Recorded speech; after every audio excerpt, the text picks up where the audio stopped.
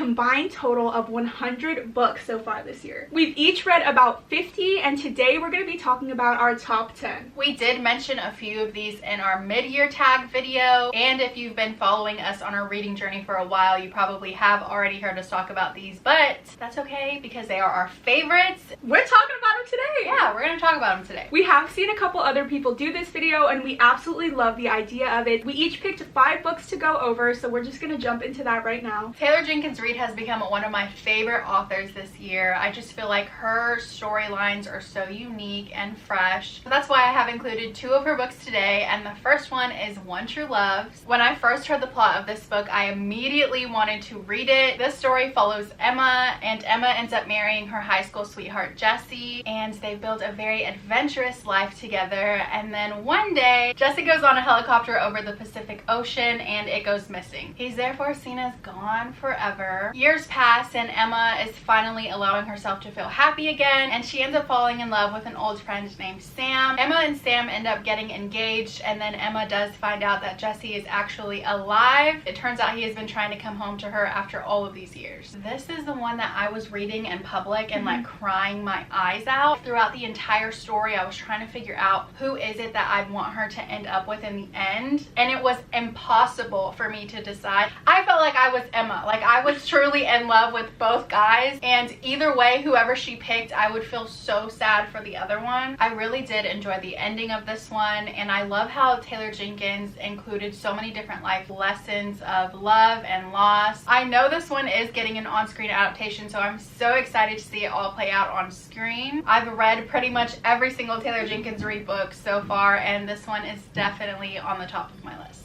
The first book I have today was included in the mid-year tag, and for good reason. This is The Daughter of the Pirate King by Trisha Levenseller. This is a YA fantasy duet about a 17-year-old pirate captain named Alosa. She willingly gets caught by an enemy ship in order to search their ship for this ancient map. The only thing really standing in her way is the captor, of course. This is just a really fun, interesting read. It was so entertaining the whole way through. There's a lot of action, there's some romance and betrayal. This is one of those duets where I actually think the sequel is just as good as the first one. One of my goals for this year was to read more fantasy. This is just one of my top ones. A lot of mine on this list are fantasy, which is surprising. I would definitely pick this one up if you haven't already. It's super fast and it's an easy read. I don't remember there being a lot of world building, but the plot and storyline do make up for it. The characters are to die for. She is one of the strongest main characters that I've yet to read about, and I can't wait to read more by this author. I did read The Shadows Between Us by her, but it wasn't as good as this duet, so definitely check this one out. One book that was very surprising that I actually loved so much was Are the Brennans. This was a random book outlet book that I purchased just because I liked the clovers on it and to read in March. I didn't expect to actually love it as much as I did. Certainly not enough to be like on my top 5 of the year. This book was my first family drama standalone, and I really did enjoy it. This book is about Sunday Brennan, who has been living in LA for the past 5 years after running away from her family and her high school sweetheart with little to no explanation. She's keeping many secrets from her family that will tear them apart, but it turns out they are also keeping secrets from everyone as well. Sunday ends up getting in a car accident that forces her to go home. The family ends up coming together after many years. She and everyone else in the family will have no choice but to say everything that has been unsaid. I really did love getting to know this dysfunctional family, and I also loved that we got to see the story unfold through pretty much every character involved. The transition from character to character was very unique. Each chapter ends with a conversation, and the conversation is picked up in the next chapter by a different POV, which I think is so cool. Like, I had never read a story like that, and it's not just like one main character. Everybody's the main character in the book. There was so many twists and turns that really did surprise me and kept me interested from the very beginning to the very end. I was really surprised by this, and I can't wait to read more from this author. Yeah, I want to read it now. Yeah,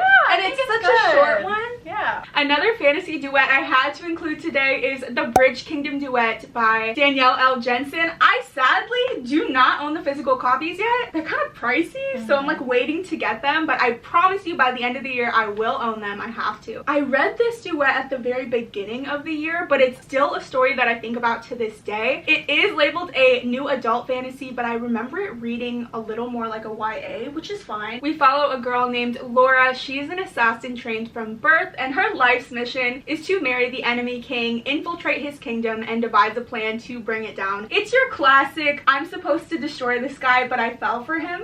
And it's so good. This story was super action-packed, beautiful setting. I loved the characters. This duet, the second book, was definitely better than the first one. I do wish these were a little bit longer because I think the character development could have been better if it was dragged out a little more. I think the reason I still think about the ending is because something huge happens and I wish we got more of that. I know that this author actually put out like the first book of the spin-off series of this, so I do want to read it and I can't wait to get the physical copies for my bookshelf. The next one I have is The House in the Cerulean Sea by TJ Klune. If I had to describe this book in one word, it would be heartwarming. It really just brought pure happiness to me. This story follows Linus Baker, who does live a quiet and solitary life. Linus is a caseworker for the department in charge of magical youth, and he has had a great track record for like the past 17 years of handling his cases with nothing but professionalism. Upper management gives him a highly classified assignment where he is to go to the House in the Cerulean Sea and investigate this orphanage. He is to report back his findings about the dangerous children and the head of the house, Arthur. This book was just so good. Like, I can't say it enough. If you haven't read it yet, please read it. You know you've read a really good book when it can make you cry and laugh at the same time, and I definitely found that to be the case with me multiple times. I adore books with found families, and this one is definitely one of my favorites. I also loved the valuable lessons of acceptance and loving yourself for who you are and really just living life to the fullest. I can't wait to read Under the Whispering Door next, even though you did say it didn't meet up to this one. I do want to read that one as well. And TJ Klune just released his new covers that you just sent me, which are so beautiful. I think I want to buy both of them. A new genre for me this year that I didn't really plan on getting into, but I definitely did, is dark romance. I haven't read too many, so I don't have a bunch to compare them to, but the ones that I have read, I really enjoyed. I knew I had to include at least one of them on this list today, and the most recent one I read and really enjoyed is Hate by Tate James. This is book 1 in the Madison Kate series. Madison Kate is our main character. This dangerous gang-affiliated town that she lives in is nothing new to her. One night she gets set up and goes down for a crime she did not commit. She gets sent away, and then a year later she returns back to her hometown and realizes she's now living with the 3 guys who set her up. The drama. This is a reverse harem dark romance, and I immediately bought the rest of the series after finishing this book, so I can't wait to dive into those. I think the story itself is really good. I'm enjoying the writing, and I can't wait to see where this story is going to progress. If you have any dark romance recs, please leave them for me down below, but check it out if you're interested in getting into the genre. This one is my second Taylor Jenkins Reid book that I'm going to talk about today. I did just read this book last month, but I really did enjoy it. This one we follow Hannah. One night Hannah goes out with her best friend Gabby, and she ends up running into her old high school boyfriend Ethan, and by the end of the night she has to decide whether she's going to go home with her bestie Gabby or is she going to go home with her old boyfriend Ethan. But in these parallel universes, we see Hannah living out the consequences of each of her decisions, and really she just lives 2 completely different lives. I really liked the plot of this story just because it could really resonate with any one of us. Our lives could be so different just based off a simple decision that we make any day. It's something that we don't really think about in our day-to-day lives, so it was definitely interesting to see how hers played out and how drastically different each life turned out for her. You knew it was coming. I can't do a favorites video and not include this series. I know you guys hear me rave about this series every single month, but until I find one as good as this one, it's gonna keep happening, and that's okay. This is the Zodiac Academy series by Caroline Peckham and Suzanne Valiente.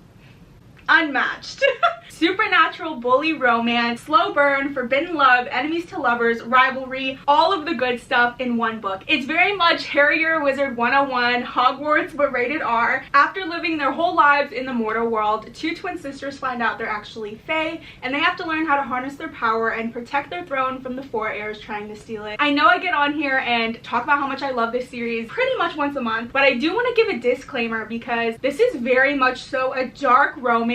Even though it's labeled as a fantasy, it's not really your typical nice fantasy magical world. Like, at the end of the day, it is very much a bully romance. I just definitely wanted to let you guys know that so you can check trigger warnings if you need to, especially because this first book is so heavy on the bullying and the romance doesn't really come until later on in the series. I never want anyone to go into a book because I recommended it without knowing what all it entails. So definitely, if you need to read warnings, go check it out. This book isn't for everyone, but I do really like it. Definitely a dark fantasy series, but one of my favorites I had included today, and I'm sure you guys will see it later on in the year when we do a final recap of all of our favorites. So the last two books on this list we both wanted to include, and the first one is Exodus and the Ravenhood trilogy by Kate Stewart. This one emotionally destroyed us, and we are currently still healing from it. I don't think I'll ever get over it. No, yeah. Like, I think about it constantly. When it's raining, I think about something that happened in this book. I purposely try to not think about it because I don't want to spiral. Yeah. This was our only 5-star read that we share this year. There's so much empathy that it was like too much to handle. Are you about to cry? No, I know. I'm like, I'm already crying. Definitely, if you didn't connect with the characters on the first book, you were not gonna feel that way towards the second book, but we did, and we were Cecilia herself. The first book in the series is Flock. I definitely want to keep this short and sweet because we do recommend you go into this blindly. But if you don't want to, we do have a reading vlog over on our channel. We follow Cecilia, who goes to live with her father, who she does not have a really good relationship with. She does have to work at his company in order to gain her inheritance, but nothing prepares her for the boys that she is going to meet and their brotherhood of friends. Cecilia's really just like swept up in this really dangerous, secretive world. In book one, we don't get a lot of answers, but that's just the way that the book was written in order for book two to make sense. It built the suspense and the intensity of the book. Because yes, you are like, wait, what is happening here? But it's worth it to read and find out in the second book. Which I feel like a lot of people probably just stopped at Flock because they were confused. And didn't read Exodus. Yeah. But it's like you get all your answers here. Lots of spice, polyamorous relationship.